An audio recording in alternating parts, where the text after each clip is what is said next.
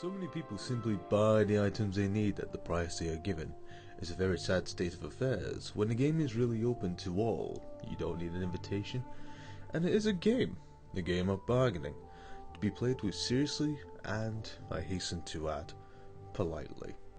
In elsewhere, it is common for the shop owner to offer the prospective buyer tea or sweetmeats to engage in polite conversation before commencing the business. This eminently civilized tradition has a practical purpose. Allowing the buyer to observe the wares for sale, it is considered impolite not to accept, though it does not imply obligation on the part of the buyer.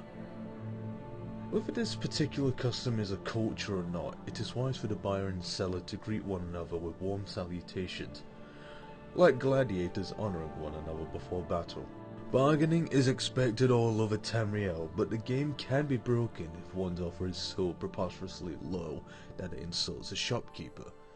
If you're offered something for 10 gold pieces, try offering 6 and see where that takes you. Do not look like you're very interested, but do not mock the quality of the goods, even if they deserve it.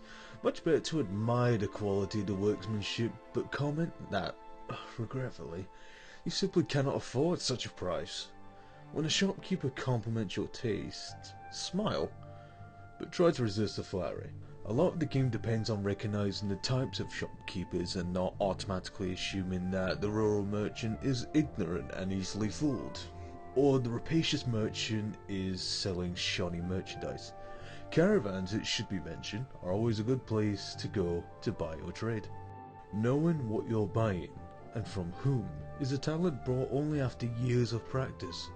Knowing the specialties of certain regions and merchants before you even step foot in a shop. Recognize too the prejudices of the region. In Morrow, where I hail from example, Argonians are viewed with a certain amount of suspicion.